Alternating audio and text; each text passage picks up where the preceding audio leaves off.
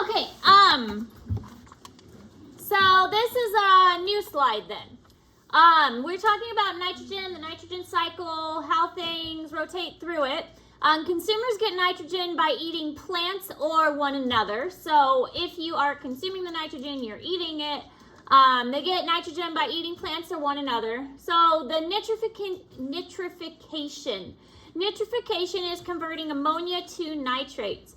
So this is all part of the nitrogen cycle, and you're converting ammonia to nitrates.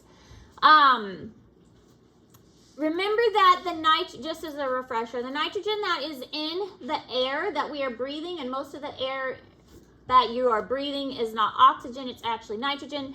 That is stuff we cannot use. So we have to turn that nitrogen into something that is usable, and that's what the bacteria can do. And it's called nitrification. And so nitrification is going to change the ammonia to nitrates. And the bacteria are really good at that.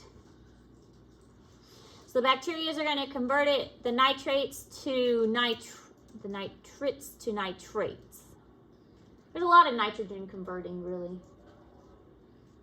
The main thing I want you to understand is that you can't use the nitrogen in the air.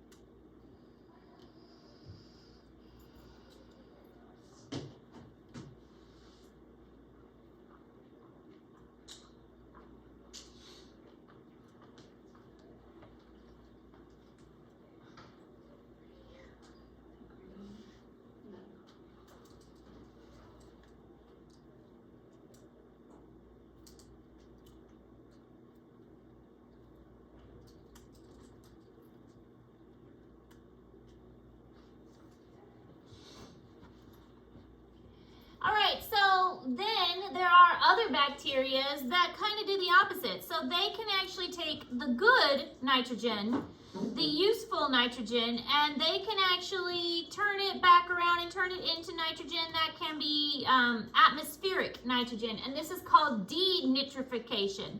So denitrification is kind of the reverse process. So you have denitrifying bacteria take that nitrates and they will release it into the atmosphere, and that's called denitrification. So kind of the reverse process. So some bacteria go one direction, some bacteria go the opposite direction.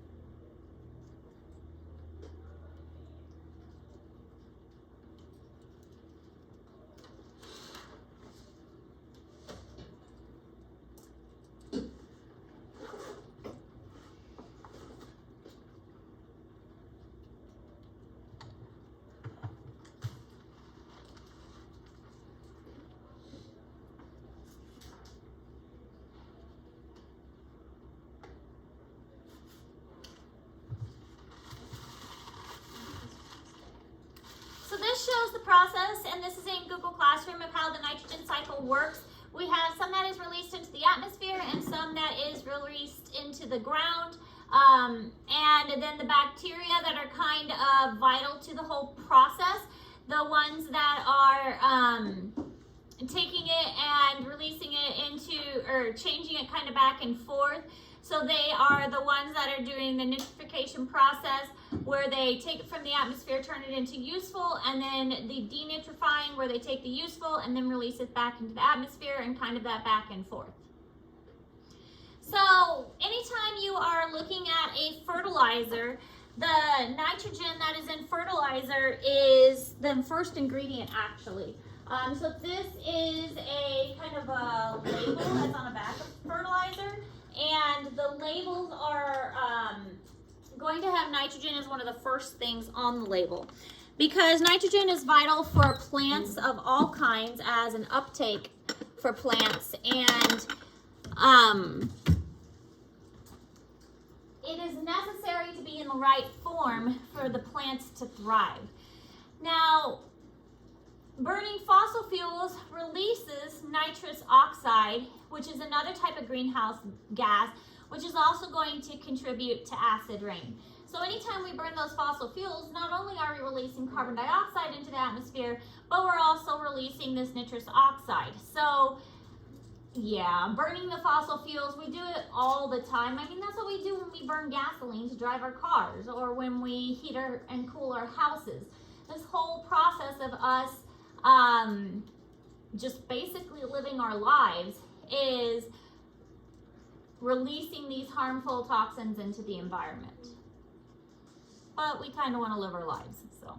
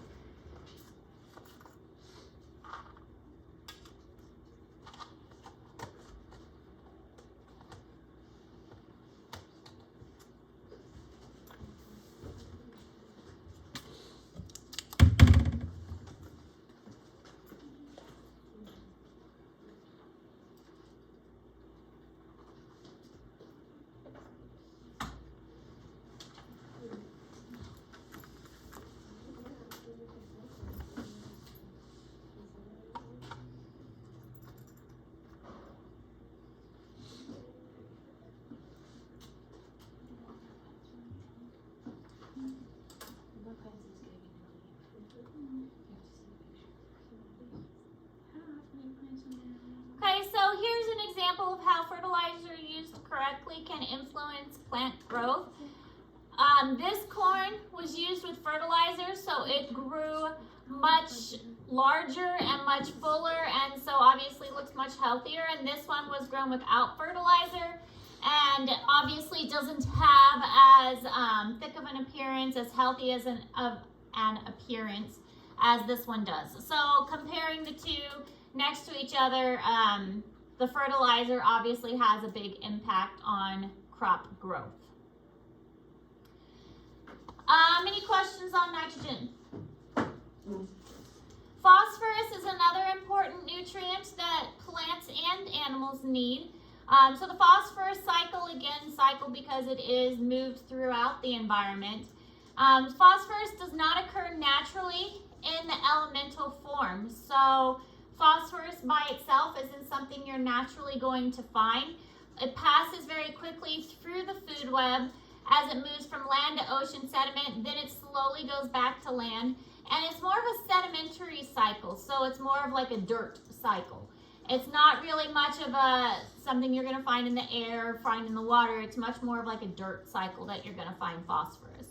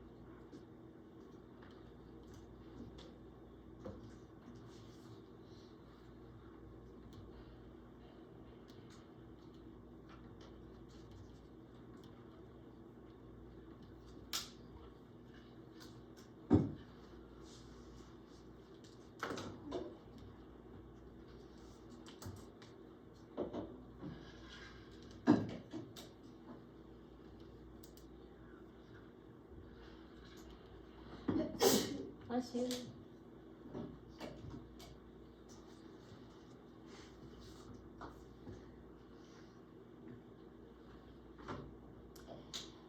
So weathering and erosion move phosphorus from rocks into the soil, and then from into the soils it will get into the rivers and the streams and the lakes. Leaching and runoff will carry that dissolved phosphorus eventually into the ocean, so the ocean will have some phosphorus as well.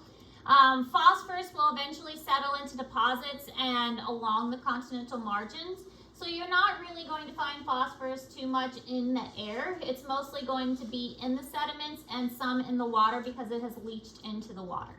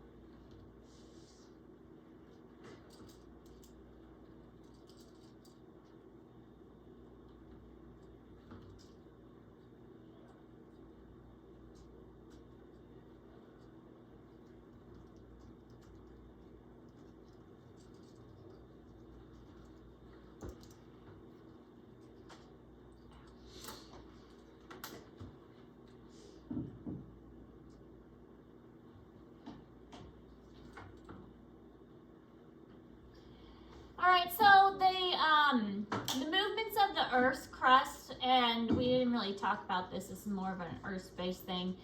There's plate tectonics where the movement of the crust kind of shifts and it lifts up different sediments, and this is going to kind of mix up the different deposits of the Earth. So sometimes you'll get like an earthquake and things like that. It kind of mixes up the different dirt, and that's going to mixing up is really kind of the best way to describe it. The different deposits of the phosphorus. So land plants take up the dissolved phosphorus from the soil and the water and incorporate it into their structure as well.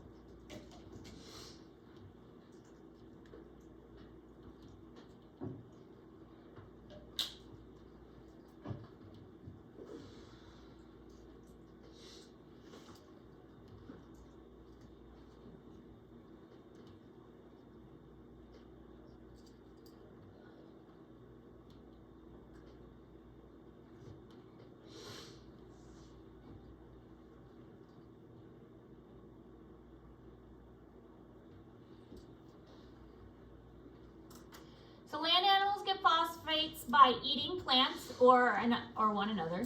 Phosphorus returns to soil in waste and remains, so like if they go to the bathroom or when the animal dies. In seas, producers take up phosphates dissolved in the seawater. So there is runoff from land or dissolved waters that the phosphorus is in, so the phosphates will be in that dissolved water. Waste and remains replenish the phosphates in seawater as well.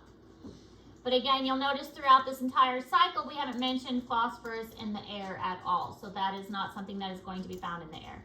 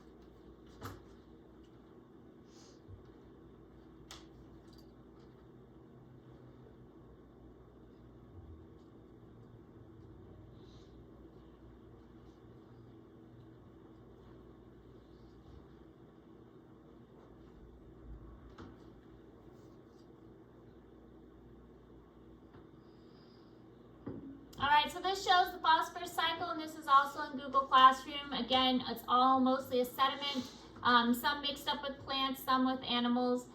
There is some in the water as well, but it's kind of mostly land-water cycle.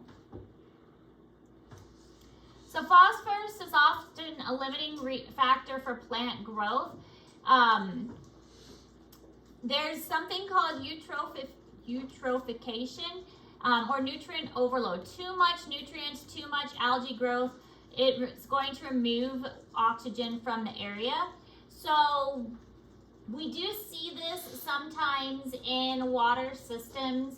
If there are too much nutrients in the water, then this particularly we see in areas when there is a lot of phosphorus and a lot of nitrogen, when there's been a lot of fertilizer that's been applied to a field, then the fertilizer will go off into the water and it causes an algae bloom.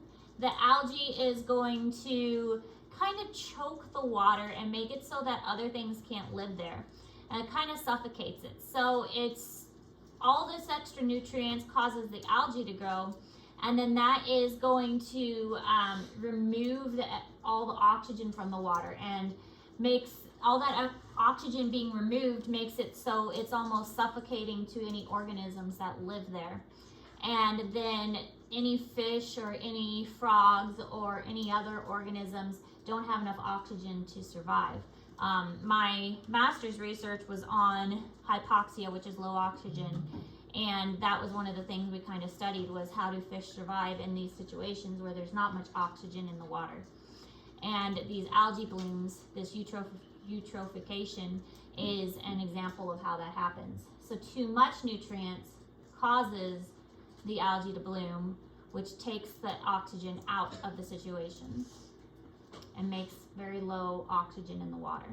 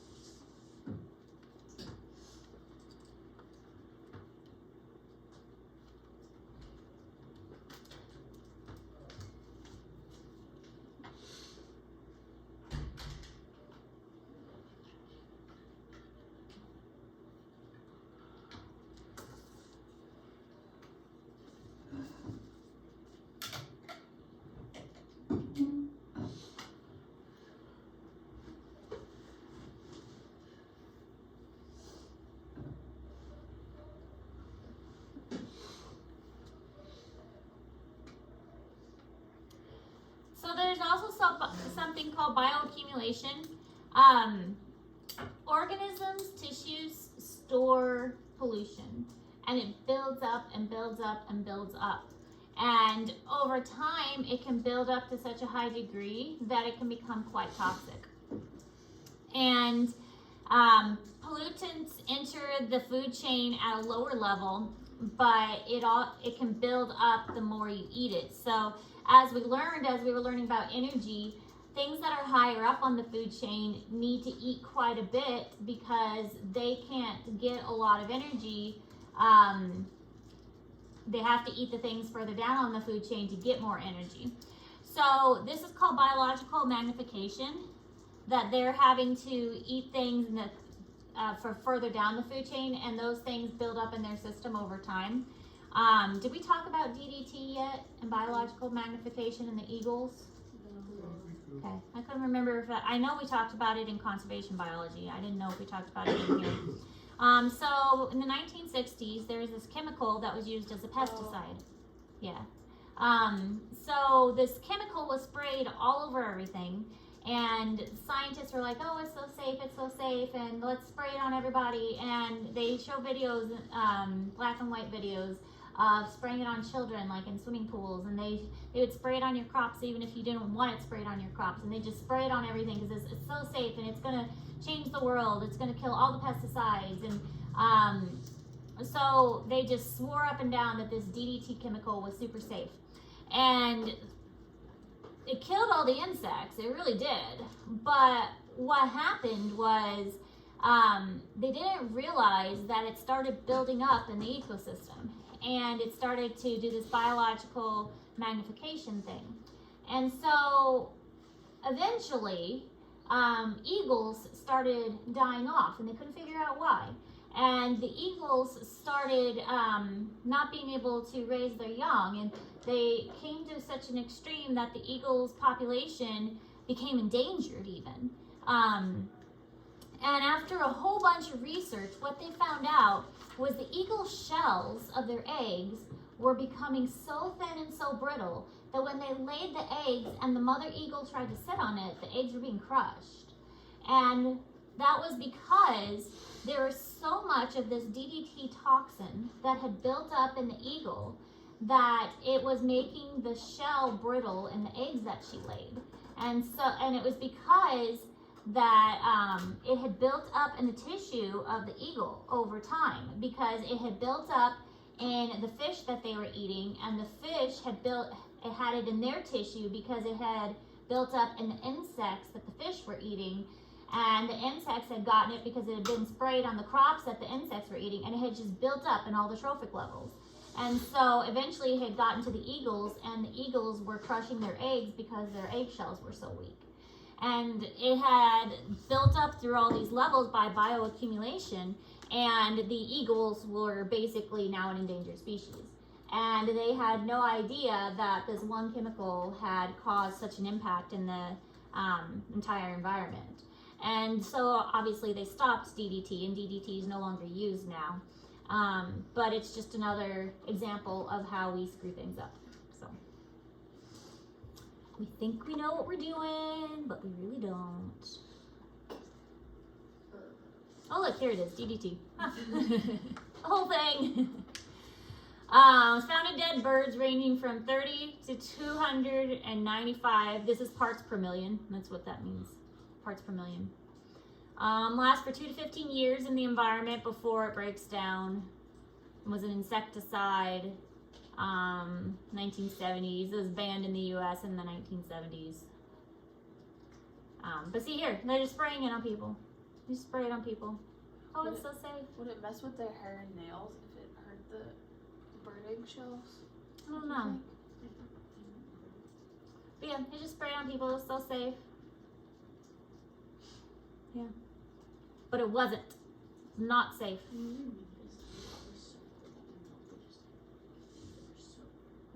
And it just built up in the environment. Toxic stuff.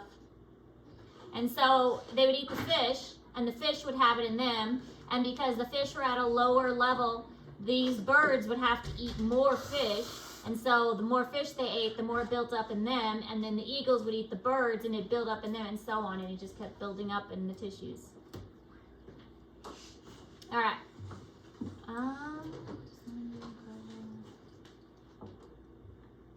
That's a good question. What is the one ingredient required by all ecosystems that cannot be recycled? What can't be recycled? Goes in one direction.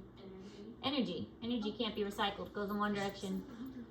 What is the term food chain? Why is the term food chain really used when describing actual ecosystems?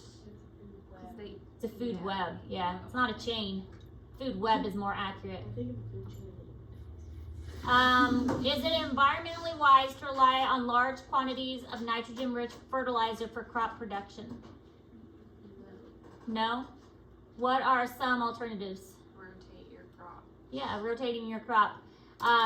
You can use fertilizer, but then the fertilizer gets into the water system, gets into the soils. It can pollute things. It is adds more than the environment can handle. It's better to rotate the crop, and by rotating the crop and leaving one field fallow and letting that field replenish itself naturally, that's a much better and more natural option.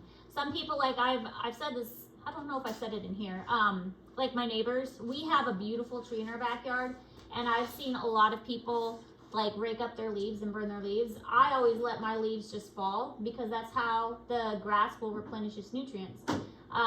So it may not be as appealing, but my trees and my grass get the nutrients replenished naturally by having the leaves all crunched up. But my neighbors are always like raking their leaves up and bundling their leaves, but by letting the leaves re-fertilize the grass, all that nutrients are being returned to the grass every fall. Do you compost?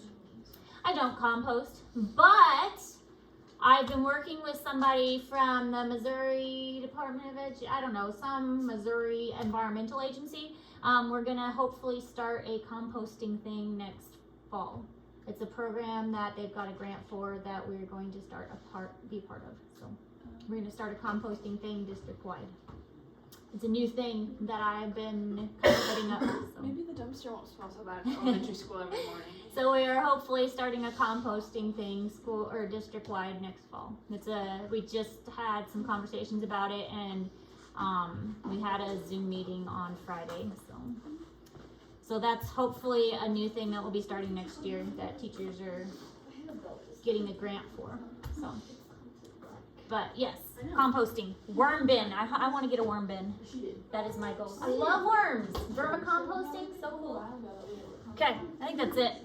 All right, so that is all your notes for this unit.